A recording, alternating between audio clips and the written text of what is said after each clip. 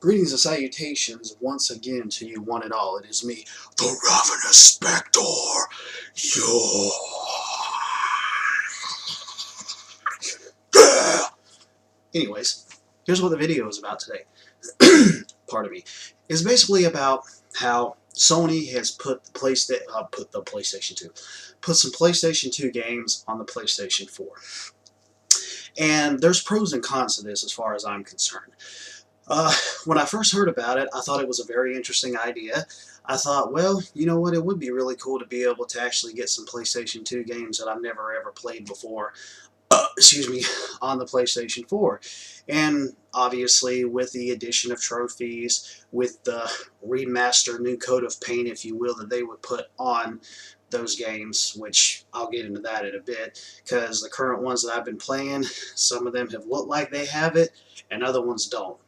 You know, speaking on that real quick, you would kind of think that with them taking these PlayStation 2 games and putting them on PlayStation 4, that would be one of the things, or maybe the main thing that they would focus on, is the visuals. Now, I'm not a graphics whore or anything by any stretch of the imagination, because I'm always for gameplay over graphics. But when it deals with the technology of the PlayStation 2 games, you would really think that they can always add in all this additional stuff, like what they do, say, with digital downloads on PlayStation 4, with the trophies, with the streaming, with the screenshots, with all of that.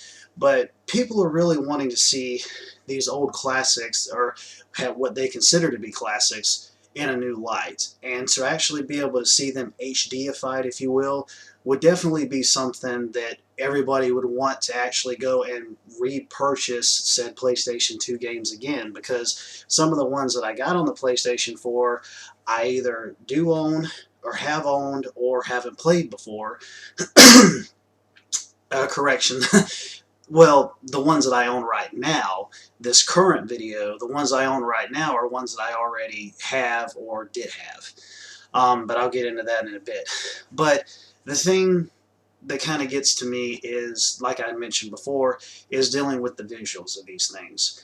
When it first came out, I was like, okay, this is a really cool concept. And then I saw the prices for these things, and I'm like, you got to be kidding me. I'm like, why would I end up paying $10, $15, $20 for something that's a digital download that has been out for years on end now? I mean, paying like $20, which I can't really remember if there was one on there that was $20 or not, but paying $20 for something is basically like paying for a greatest hits version that was released on disc of that exact same game years ago. Yeah, you have these little additional features added in, and sometimes some of the games that you put out there aren't really HDified as you would claim for them to be. Now, granted, the technology is much older, you know, considering these games came out in the early to mid 2000s. But you would really think that that would be the main thing they would focus on, is trying to make them look new. You know, really grab people in, say, a new generation of gamers. Like say, for example, if you have a young gamer and his first console was a PlayStation 3, PlayStation 4, what have you, and he's actually wanting to experience these games, well, he can look at the previous games back on the PlayStation 2 and realize that, yeah, the graphics look muddy, you didn't have trophies or screenshots or streaming or anything like that, but to actually see them like really crisp and bright and colorful with nice sharp edges and a nice glossy new coat of paint, if you will, would really make him think, wow, it's really great to see these older games almost, now I'm doing almost in quotes, I know I've done a lot of quotes, but almost look like they're I guess you could say PS3 counterparts, try to make them look that close, obviously not PS4, but basically trying to put them on the level with the current gen, if you will. But the thing is that I looked at the prices, and I'm like, even the little discounts that they're giving me isn't really grabbing me. With the PlayStation Plus discounts, maybe they'll give you anywhere between $2 to $5 discounts or whatever. Yeah, you're saving a few dollars, but it's not much. And so I kind of just sat back and I thought about it, and I was like, you know, I really, I really want to play some of these games again. These are some games that I really liked, and I would like to play them in this new light, if you will. And I'd like to be able to get editions of trophies and screenshots and streaming and all of that. So I was like, you know what? I'm going to go ahead and bite the bullet. And the funny thing is, I pretty much have. And I was eating my own words on the matter, but honestly, I gotta say, I like it, but the visuals and some of the games is the thing that gets to me. I don't mean to repeat myself on that, but that's kind of the one of the things that get to me, knowing this is the PlayStation 4 and these are PlayStation 2 games. There's a big jump in terms of the technology. So why is it that they can't really try to get that really crispy, glossy, HDified look, if you will? Um, excuse me. The first game that I got on there was Rogue Galaxy. Like I mentioned in some of my videos before, including one of the videos I have on here, I'm a big fan of RPGs. JRPGs, Western RPGs, you know, the works, kind of stuff like that. So I kind of thought about it, and I said, let me go ahead and get Rogue Galaxy. And sure enough, I did. And the thing is when I look at the graphics, the character models, even though the graphics are cel shaded, the character models look sharp. They look nice. They look. Sorry, Bully just installed. Speaking of PS2 on PS4. Anyways, speaking of which, the thing is that the character models look crisp. The character models look good. The cutscenes, you know, not really like in-game cutscenes. It seems to me like it looked more colorful, it looked more bright, but there was some environmental effects and just the environment itself that looked like it was still stuck back in the PS2 era.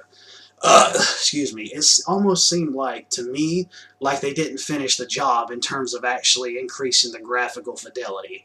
I mean, it's like, hey, well, everybody's going to be looking at the characters and the enemies all the time. Let's go ahead and get those a really big bump, and let's kind of scale back a little bit on the environments. Why? If this is like older technology, you could just bump all that all the way up. I mean, obviously, I'm not a programmer, I'm not a developer, I don't know about this stuff, but it seems like to me, if they really want to actually be able to grab in new gamers, including old gamers who enjoyed these classics, that would be something that they would really focus on to try to make them go, ooh, this is pretty, and actually bring them towards it to see their classics in a new light, if you will. And these are just remasters too. These aren't remakes, so obviously, you know, it's not going to be like super duper PlayStation 4-ish, if you will. Um, but the thing is I guess I just kind of fell into the trap, if you will, in terms of PS2 on PS4 because I like the extra features that goes into these games. You know, minor gripes aside, when it comes to graphics, I like being able to play a PlayStation 2 game on my PS4 and be like, you know what, when my friends pop online, they'll see what I'm playing and I can hop on chat with them or something on my headset and discuss it with them. Maybe they're playing the same thing, maybe they're not, you know, and actually probably get them into wanting to visit some of these classics that I always loved when I was younger back on PlayStation 2. So I was just looking at some of the other ones that were released, and sure enough, I ended up getting some other ones. I'll actually go through them right now as a matter of fact so I can remember. Uh, let's see, I've got, like I mentioned, I have Rogue Galaxy. I also I also have Ark the Lad, Twilight of the Spirits. I have that, I should say, on PlayStation 2. Really did like it. Honestly, one of my favorite PlayStation 2 games, and got it on PlayStation 4. Let's see, what were the other ones that I had gotten on here? All right, I'm getting up here close to Rise of the Kasai, which I have that on PlayStation 2, as well as the Mark of Kree. I haven't beaten them, but from what I played of them, I honestly like them. And that's a gripe right there, is with Rise of the Kasai. This thing was just released, and it looks like it's still PlayStation 2. It doesn't look like it's had any real big bumps. Some of the edges are a little bit smoother, but other than that, everything else, from what I've seen, pretty much looks the same. I don't get that. It's just like you're just putting these little features of the PlayStation 4 into the PlayStation 2 games and just throwing them up there on the network anywhere between $10 to $20 or what have you. I mean, seriously, there needs to be a bump in the graphical fidelity. There needs to be that push. And that's one of the things that kind of pissed me off when I got it. I'm like, okay, yeah, I'm going to have these extra features, but looking at, I mean, seriously, when you have a title screen that shows up and it looks like some things are in HD and the rest of them look all blurry, like they're straight off of like an older, TV from the PlayStation 2 version, that's ridiculous. That honestly, that's to me, that's a really shitty port job. That is a real shitty port job when you can only have certain things in the game look HD and the rest of them look muddy as hell. That's bullshit, honestly. I mean, I know I'm talking about the good side of this, but still, that's bullshit. It's serious bullshit. You know, it's just like you it almost makes me seem like if you're going to do that, then to me, you have every right to be able to lower your prices for games that are as old as they are. If you're not going to actually put forth the effort to go and increase the graphical fidelity like you're supposed to. I mean, I'm serious, and I'm pretty sure everybody out there who has actually had experience with PlayStation 2 and PlayStation 4 feels the exact same way. Because I don't know why they wouldn't. You know, with new technology and all of that. I mean, get real, man. Seriously. I've also heard about Wild Arms 3 is coming to this as well, and I'm definitely wanting to play that. Knowing that the graphics are cel shaded, I'm not expecting them to be like super duper HD or nothing, but I'm expecting them to look smooth. I'm expecting them to have really nice edges and a nice gloss over them and everything. You know, I apologize for repeating some of the words, but that's the only ones that I can think of as I'm trying to scroll through my list here.